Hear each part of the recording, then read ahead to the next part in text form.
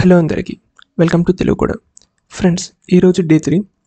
ఈరోజు మనం ఈ వీడియోలో ఫస్ట్ కోడ్ అండ్ ఆ కోడ్ని VS కోడ్ ఎలా ఇంప్లిమెంట్ చేయాలో తెలుసుకుంటాం. సో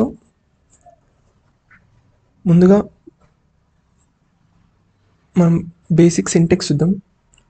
బేసిక్ సింటెక్స్ వచ్చేసరికి first hash tag include stdio.h. ఇక్కడ మనం హ్యాష్ ట్యాగ్ తోటి స్టార్ట్ చేయాలి.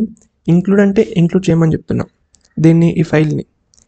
stdio.h అంటే ఏంటంటే, std అంటే స్టాండర్డ్, IO అంటే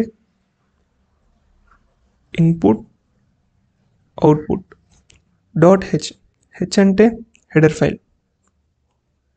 సో నేను ఇంక్లూడ్ చేయమంటున్నా ఈ హెడర్ ఫైల్ని. సో ఈ ఫైల్లో ఏముంటాయో నేను లాస్ట్లో చెప్తా. సో నెక్స్ట్ ఇంట్ మెయిన్,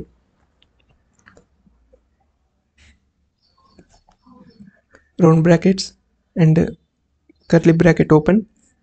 ఇందులో మనం కోడ్ మొత్తం ఇందులో రాస్తాం, ఈ మెయిన్ పార్ట్లో.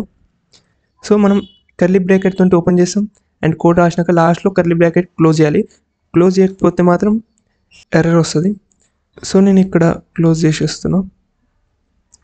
సో నేను ఇక్కడ ఒక printf రాస్తాను స్టేట్మెంట్. printf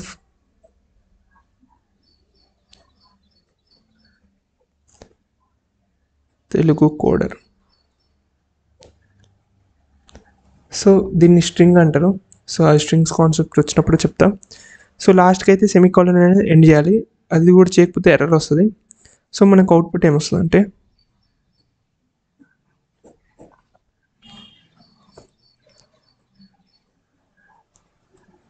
తెలుగు కోడ్ అని వస్తుంది. సో ఈ printf అంటే ఏంటంటే, ఇప్పుడు suppose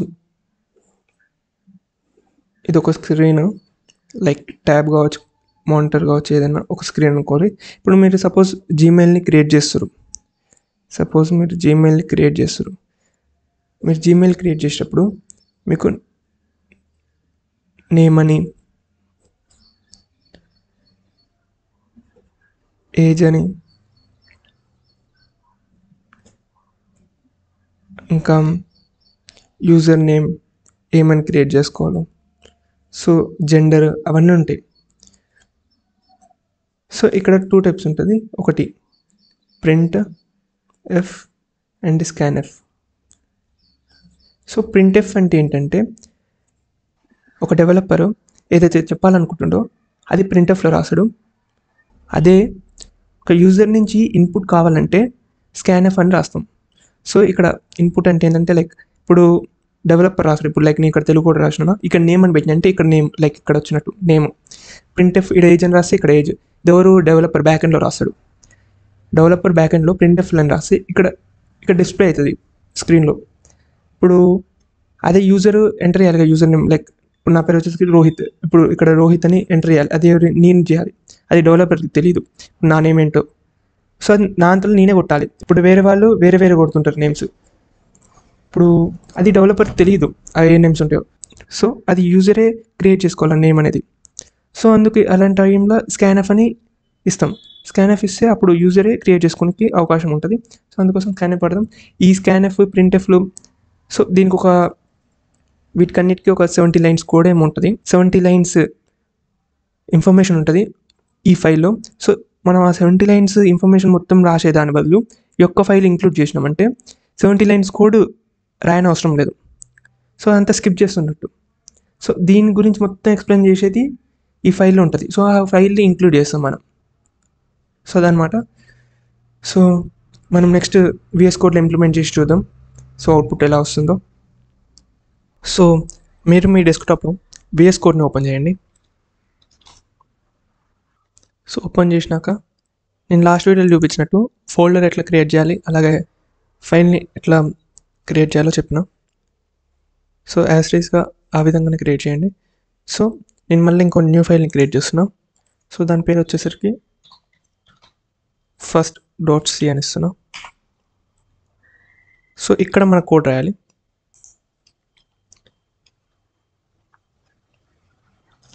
hashtag include stdio.h close చేయాలి. నేను ఈ యొక్క ఫైల్ అనేది ఇంక్లూడ్ చేసుకుంటున్నాం. ఇది స్టాండర్డ్ ఇన్పుట్ అవుట్పుట్ అనే హెడర్ ఫైల్ని ఇంక్లూడ్ చేస్తున్నాం. So next inter main. So ఈ మెయిన్ లోపల మనం మొత్తం రాస్తాం, మన కోడ్ మొత్తం. నార్మల్గా ఇప్పుడు printf చేస్తున్నాం. So hello world. సో దీన్ని కంపైల్ చేయాలంటే ఇక్కడ 3 డాట్స్ కనిపిస్తుందా, అది క్లిక్ చేయండి. సో ఇక్కడ టర్మినల్ ఉంటుంది, టర్మినల్ క్లిక్ చేసి ఇక్కడ న్యూ టర్మినల్ ఉంటుంది, ఆ టర్మినల్ మీద క్లిక్ చేయండి. సో మీకు ఇక్కడ ఒక టర్మినల్ ఓపెన్ అవుతుంది. ఇక్కడ ఈ టర్మినల్ దగ్గర GCC స్పేస్ మీరు ఏదైతే ఫైల్ నేమ్ ఇస్తారో ఆ ఫైల్ నేమ్ క్లిక్ చేయండి. నేను ఇక్కడ ఏమి ఇచ్చిన, ఫస్ట్ డాట్ సి అని ఇచ్చిన. సేమ్ ఫస్ట్ డాట్ సి అని ఇవ్వండి, ఎంటర్. సో నాకు ఇక్కడ ఏం ఎర్రర్ లేదు కాబట్టి నాకు ఇక్కడ a.exe ఫైల్ అనేది జనరేట్ అయింది. సో ఇది ఎందుకు జనరేట్ అవుతుందో నేను ఫస్ట్ వీడియోలో చెప్పిన డే 1లో. సో మీరు ఆ వీడియో చూడకపోతే మాత్రం ఆ వీడియో చూడండి.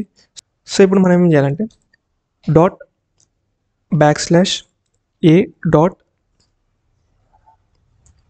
.a.exe అని టైప్ చేయండి, ఎంటర్ కొట్టండి. సో మనకు వచ్చింది ఇక్కడ హలో వరల్డ్ అని. సో ఇక్కడ మనం ఇది క్లిక్ చేయాలి, కరెక్ట్ క్లిక్ చేయాలి. ఇది క్లిక్ చేయకపోతే మాత్రం ఎర్రర్ వస్తుంది. సో మళ్ళీ చెప్తున్నా, డిలీట్ మొత్తం, ఇది కూడా డిలీట్ చేస్తున్నా.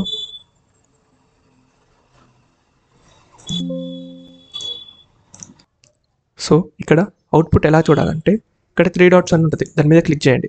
అండ్ ఇక్కడ టర్మినల్ మీద ఓపెన్ చేయండి అండ్ న్యూ టర్మినల్. సో ఇక్కడ అడుగుతుంది, ఇక్కడ ఏం చేస్తారంటే నేను ఎలా ఇస్తున్నా అలాగా యాజ్ ఇట్ ఈజ్ ఇవ్వండి. GCC మీరు ఏదైతే ఫైల్ నేమ్ ఇస్తారో అదే ఫైల్ నేమ్ ఇక్కడ ఎంటర్ చేయండి. ఇప్పుడు నేను ఫస్ట్ డాట్ సి అని ఇచ్చిన, ఫస్ట్ డాట్ సి అని కొట్టాను. ఇప్పుడు నాకు ఏమి ఎర్రర్ లేదు కాబట్టి వచ్చింది. ఇప్పుడు నెక్స్ట్ లైన్ అడుగుతుంది. సో ఇక్కడ చూడండి, నాకు ఒక ఎగ్జిక్యూటివ్ ఫైల్ అనేది జనరేట్ అయింది. సో ఇది ఎందుకు జనరేట్ అయిందో నేను డే 1లో చెప్పిన ఫస్ట్ వీడియోలో. సో మీరు ఆ వీడియో చూడకపోతే మాత్రం వెంటనే ఆ వీడియో చూడండి. సో ఇది ఎందుకు జనరేట్ అవుతుందంటే ఇప్పుడు హై లెవెల్ లాంగ్వేజ్ నుంచి లో లెవెల్ లాంగ్వేజ్ మారడానికి ఒక ఫైల్లోకి చేంజ్ అవుతుంది. సో ఆ ఫైల్లో ఇదంతా లో లెవెల్ లాంగ్వేజ్ ఉంటుంది. సో నెక్స్ట్ ఏం చేస్తారంటే .a.exe అని టైప్ చేయండి, ఎంటర్ చేయండి. సో మీరు ఇక్కడ చూడొచ్చు మన అవుట్పుట్ వచ్చింది హలో వరల్డ్ అని. సో ఇంకా చూద్దాం. ఇప్పుడు నేను ఏం చేస్తున్నాం, printf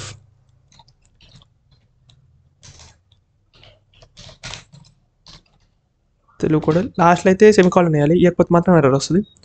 సో నేను మళ్ళీ క్లిక్ చేస్తున్నా, GCC first dot C, enter. Once ఒకసారి క్రియేట్ అయితే మళ్ళీ అదే ఉంటుంది, మల్టిపుల్ టైమ్స్ క్రియేట్ అనేది కాదు, అది ఎగ్జిక్యూటివ్ ఫైల్ అనేది ఒకటి సింగిల్ టైం క్రియేట్ అవుతుంది. ఇప్పుడు మళ్ళీ .a.exe ఎంటర్ చేయండి. సో మీరు ఇక్కడ చూడొచ్చు హలో వరల్డ్ అనేది క్రియేట్ అయింది.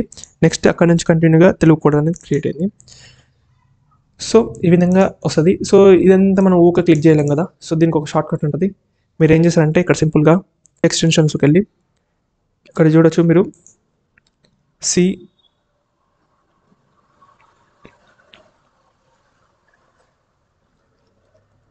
అని కొడితే మీకు కింద ఇక్కడ చూడొచ్చు, ఇది ఆల్రెడీ నేను ఇన్స్టాల్ చేసిన కాబట్టి నా దాంట్లో అన్ఇన్స్టాల్ అని చూపిస్తుంది. సో మీరు ఇది ఇన్స్టాల్ చేసుకుని అలాగే మీకు కోడ్ రన్నర్ అని ఉంటుంది. సో ఇది కూడా ఇన్స్టాల్ చేయండి. సో ఈ రెండు ఇన్స్టాల్ చేసుకున్న తర్వాతకి